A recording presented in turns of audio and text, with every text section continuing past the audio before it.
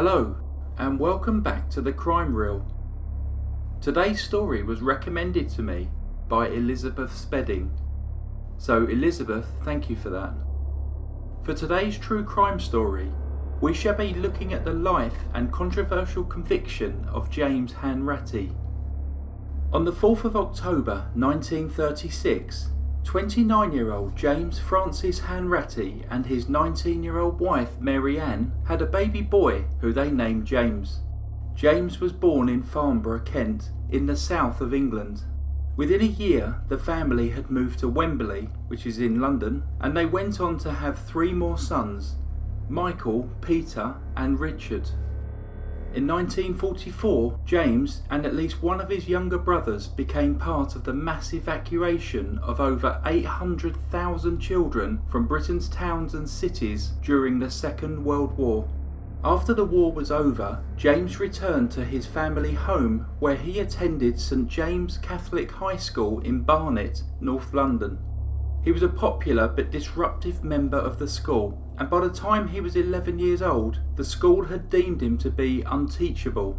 The sisters at the school contacted his parents, stating that they felt he would be better suited to a special school where he would be able to gain at least some education that would be more specific to his needs. His parents resisted this move, and James stayed at his high school until the age of 15 when he left without a single qualification. At this point, James began working with his father for Wembley Borough Council, where he was employed as a refuse sorter. He hated the job but had few other options available to him. The following year, in 1962, 16-year-old James had an accident where he fell from his bicycle, hitting his head with such force that he was unconscious for 10 hours. He spent 9 days in Wembley Hospital recovering from the fall, and once discharged demonstrated some unusual behaviour before eventually disappearing from his home. His parents were extremely worried. They found him 4 weeks later living in Brighton on the south coast of England. James had found some casual work loading logs onto lorries, but was physically in an extremely bad way. He was suffering from exposure and was found collapsed on the street before being rushed to Royal Sussex Hospital in Brighton and subsequently transferred to St Francis Hospital in Haywards Heath. St Francis's was a mental health hospital, and it was here that James was diagnosed incorrectly with a brain hemorrhage. He underwent an unnecessary craniotomy where a bone flap is temporarily removed from the skull to access the brain to treat this brain hemorrhage. James never actually received a diagnosis as to what had been wrong with him, but it was noted that he was of poor intelligence and possibly suffering from either epilepsy or post-concussional syndrome. After being discharged from hospital, James moved to Bedford, approximately 50 miles north of London, to live with his aunt while he recuperated. Reluctant to return to a menial job, when he returned to London, he soon embarked on a life of petty crime. When he was 17 years old, he was placed on probation for stealing a motorcycle and driving without a licence or insurance. James also started to have psychiatric treatment as an outpatient of the Portman Clinic, a mental health hospital based in North London. Less than a year later, in October 1955, James was once again in court, this time for housebreaking and theft of property. He was sentenced to 2 years and was sent to Wormwood Scrubs prison. James found it incredibly difficult to cope with life in prison and soon attempted suicide by slashing his wrists. He was sent to the prison hospital where once again he was treated for his mental illness and declared by hospital staff as a potential psychopath. When James was released in 1957, his father resigned from his job at Wembley Borough Council and decided to start a window cleaning business with James in the hope of keeping him on the right side of the law.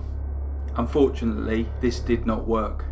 Less than 5 months later, James was again in court, this time being sentenced to 6 months in prison for various motoring offences. He was sent to Walton Prison in Liverpool, where he served 4 months of the 6-month sentence. Again, during his medical assessments at the prison, he was identified as being a psychopath. After his release, it took just 4 months for James to appear in court yet again. He was convicted of car theft and driving while disqualified. James was sentenced to 3 years in prison. During his sentence, he moved prisons multiple times, initially starting out at Wandsworth Prison for corrective training, then moving to Maidstone Prison in Kent, where conditions were at that time thought to be among some of the best in the UK. It was here that James was noted as having gross social and emotional immaturity by a prison worker. During his time in Maidstone Prison, James attempted to escape, which led to him being moved to Camp Hill Prison on the Isle of Wight. A further escape attempt followed, which led to him being moved to the higher security Strangeways Prison in Manchester, where he finished out his 3-year sentence. In March 1961, 24-year-old James was again released from prison. 5 months later, on Tuesday the 22nd of August 1961, a couple by the names of Michael Gregston and Valerie Storie went out for a drink at the Old Station Inn in Taplow. Michael was a 36-year-old research physicist who worked at the Road Research Laboratory near Slough. He had 2 small children, Simon, who was 8, and Anthony, who was 2. He was estranged from his wife Janet, and they lived separately despite still being officially married.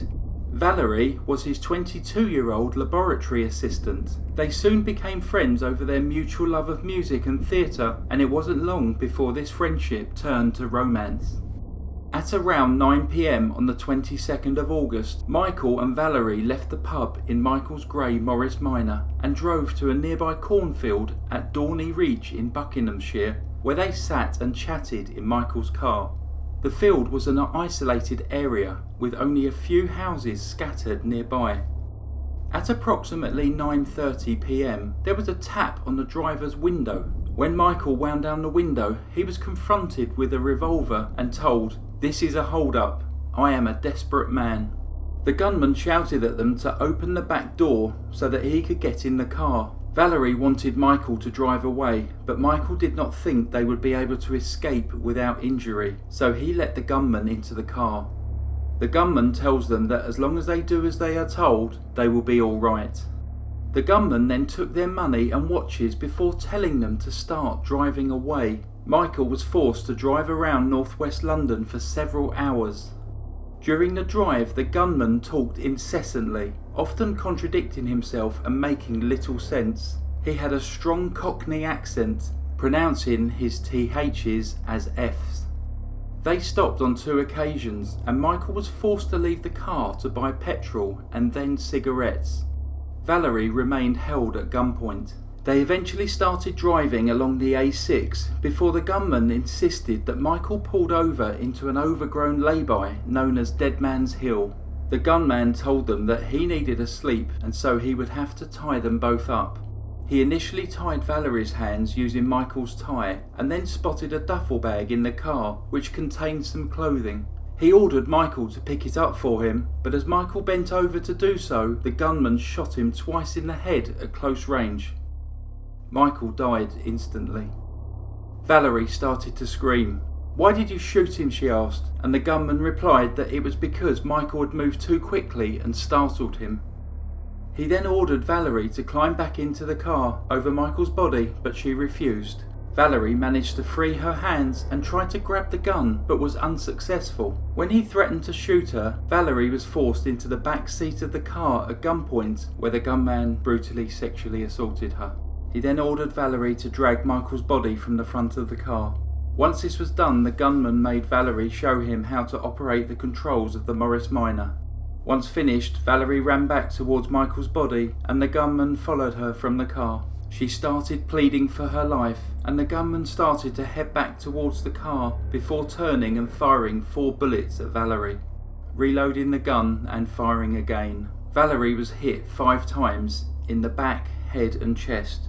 1 bullet severed her spinal cord. Another went through the side of her head and exited through her throat. As she collapsed to the ground, still conscious, she played dead. Assuming that he had killed her, the gunman sped away at approximately 3 a.m. Just under 4 hours later, an 18-year-old Oxford undergraduate by the name of John KERR was in the area conducting a traffic census. As he walked along the lay-by, he spotted Valerie and Michael. It was a brilliant, sunny August day, and it took a while for John to register exactly what he was seeing. As John approached Valerie, he could see that she was still alive. "Are you all right?" he asked, to which Valerie calmly replied, "No, I've been shot. Please tell my parents, they'll be so worried about me." John immediately raised the alarm, and the police and ambulance service were called. While waiting for the emergency services to arrive, John wrote down everything Valerie told him about the attack. It was subsequently reported that this document was never seen again. Valerie was rushed to Bedford General Hospital, where she was operated on and placed into intensive care. Her doctors and surgeons were amazed that she managed to survive her injuries, but she was permanently paralysed from the chest down. Valerie managed to give a statement to police in which it was noted that the gunman had told her that he had been on the run for 4 months and was immaculately dressed in a dark 3-piece suit. She also noted that he had icy blue, large, saucer-like eyes. A massive police hunt followed. Later that day, the Morris Minor was found abandoned near the Redbridge tube station in Essex. The following evening, Thursday 24th of August 1961, came another breakthrough for the police. The murder weapon, a .38 revolver, along with multiple rounds of ammunition, were found under the back seat of a London bus. The revolver had been wiped clean of prints and was wrapped in a white handkerchief. The Morris Minor was examined, but it didn't yield any forensic clues. No hair, blood or fibres were found, other than those of the victims. Additionally, the murder weapon provided no additional evidence. Valerie's blood-stained clothing was tested and entered into evidence. With the forensic capabilities at the time, they were able to determine that there was evidence of semen in Valerie's underwear and that this semen belonged to a man with blood type O. Michael did not have this blood type, so it was concluded that this semen sample was from the killer. However, at that time, approximately 40% of the men in England had blood type O, so this was of no further help. Among other areas of inquiries, police issued an appeal to boarding house keepers to report any guests who they considered to be unusual or suspicious. The manager of the Alexandra Court Hotel in London contacted police to tell them of a man who had locked himself in his room for 5 days after the attack. This man, Peter Alphon, was brought in for questioning. Peter told the police that he had previously stayed at a boarding house in Maida Vale named the Vienna Hotel and had been with his mother at the time of the attacks. Upon visiting the Vienna Hotel, police found 2 spent .38 bullet cartridges which matched the murder weapon. Peter was put into a police lineup at the foot of Valerie's bed in the Stoke Mandeville Hospital, but Valerie identified a different, innocent man as being her attacker. When Peter's alibi checked out, he was released from police custody. Police then began concentrating on who else had been at the Vienna Hotel on the nights before the attack. They found that someone by the name of James Ryan had also been staying there at the same time. It was then discovered that James Ryan was in fact James Hanratty. On the 11th of October 1961, James was traced to the Stavonia Cafe in Blackpool, where he was arrested. 3 days later, Valerie's story positively identified James during the identity parade. In addition, 2 eyewitnesses identified James as being the driver of the Morris Minor shortly before it was abandoned in Essex. 3 days later, on the 14th of October 1961, James was charged with the murder of Michael Gregston. James' trial began on 22nd of January 1962 at Bedford Assizes, just 9 miles from the scene of the murder. Standard procedure at that time was to prosecute someone for the most serious of his or her offences, so James was only put on trial for murder, not the sexual assault and attempted murder of Valerie. The trial lasted for 21 days, which was the longest in English history at that time. James always protested his innocence and claimed that he was being set up because of his past criminal history. Initially, James' defence centred around his alibi that he was in Liverpool at the time of the attacks. Despite there being a witness who claims to have seen him at Liverpool Station, the witness was never called by the defence. However, within 3 days, James had changed his alibi, stating that he was actually in Rhyl, which is a coastal town in Wales, at the time of the attacks. This change in alibi cost him credibility with the jury. The defence team also focused on the attacker's lack of ability when driving the Morris Minor, and the fact that he needed help from Valerie on how to operate the car, something which seemed at odds with James's past of being a car thief. At no point did the defence mention James' history of mental illness at the trial. Valerie was the key witness for the prosecution. She had to testify from her wheelchair and was a far more credible and sympathetic witness than James. The entire prosecution case relied upon her testimony, and she was unwavering in her belief that James was the man who had murdered Michael and attacked her. The jury retired, but returned to the judge 6 hours later to be advised of the exact definition of reasonable doubt. At 9:10 p.m. on 17th of February 1962, the jury returned to the courtroom and declared a unanimous verdict of guilty. James was sentenced to death. He continued to protest his innocence, but his appeal was dismissed in January 1962. A petition was soon started and signed by over 90,000 people to review James's conviction and sentence, but despite this and the absolute absence of any forensic evidence, James was hanged at 8 a.m. on the 4th of April 1962 in Bedford Jail. He was 25 years old. On the day that James died, he begged his family to continue fighting to clear his name. The Hanratty family continued to fight to prove James's innocence after his death. Additionally, the case attracted a great deal of public attention, and a committee was formed known as the A6 Defence Committee, which included journalist Paul Foote, Labour politicians, and was partially funded by John Lennon and Yoko Ono. This committee firmly believed that James was innocent and that Peter Alphon was the murderer. Peter Alphon was reported to have confessed to the crime on multiple different occasions during the period 1966 to 1971. This confession was discredited as being false, potentially in order to gain attention. However, in 1971 he withdrew these claims and from that point forward denied any involvement in the attacks. Meanwhile, after James's execution in 1962, 23-year-old Valerie was determined to get on with her life. Within 10 months she had returned to her job at the laboratory. Her parents, Jack and Marjorie, altered their family home in Chippenham to make it wheelchair accessible and allow for Valerie to store her specially adapted car. Valerie worked hard to support herself financially and maintain as much independence as possible. There were few developments in the case until new scientific discoveries in the 1990s. In 1995, the Hanratty family requested that the original evidence was tested to see if there was sufficient DNA to show that James was in fact innocent. However, with the available technology at the time, there was no way to provide a DNA profile. But by 1997, the science had developed further. A new technique was being used which enabled scientists to multiply the amount of DNA present to gain a DNA profile. This allowed them to determine that the DNA from the semen on Valerie's underwear matched that with the nasal mucus found on the handkerchief in which the murder weapon was wrapped, therefore providing an indisputable link between the two. Then in 1999, the Criminal Cases Review Commission, or the CCRC, launched a review of James's conviction based on the fact that there were enough serious flaws with the original conviction to justify reopening the case. This review found evidence that there were some discrepancies in the original interview records, which led to questions about the credibility of the police evidence. However, it was further noted that these discrepancies did not actually change the evidence in any substantial way.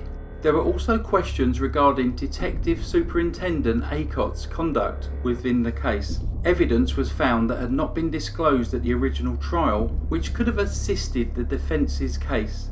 The CCRC was beginning to believe that James's conviction was incredibly unsafe, but they looked at the new DNA techniques to provide a more definite conclusion.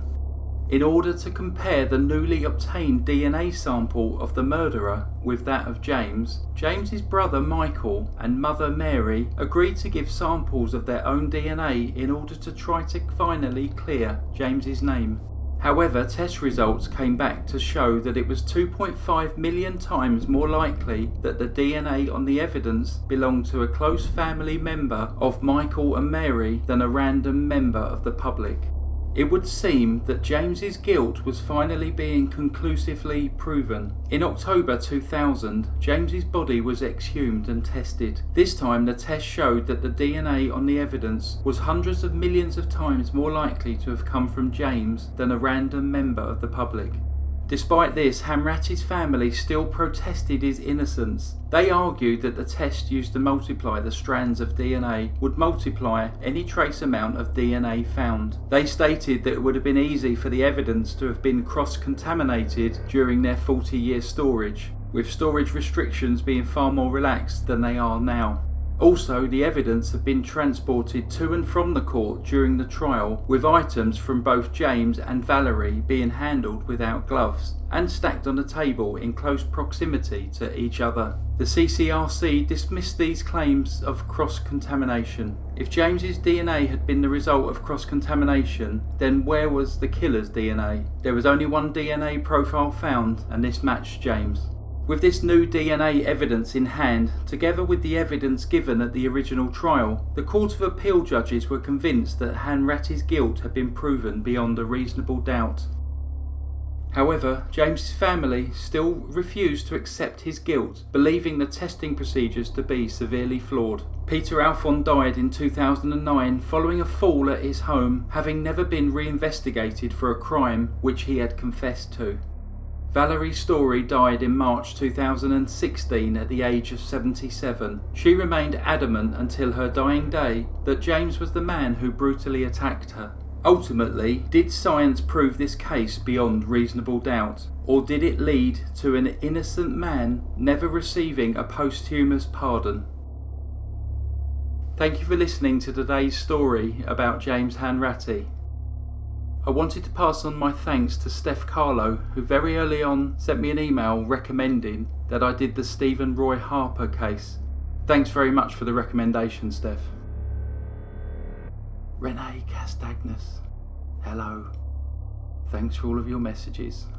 They are noted and appreciated. I probably can't reply to all of them, but thank you.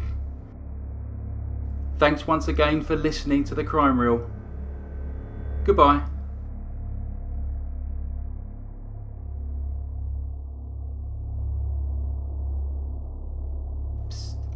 Don't forget, there's a competition running to win one of the scripts from my last 5 recordings. Gonna do the draw on February the 29th. To enter the competition, you just need to comment on the community post. You'll find it. I've woken up this morning and checked, and guess what? We have got 10,000 subscribers, so thank you very much, all of you. Can't do it without you guys. Really appreciate it. Thanks very much. Goodbye.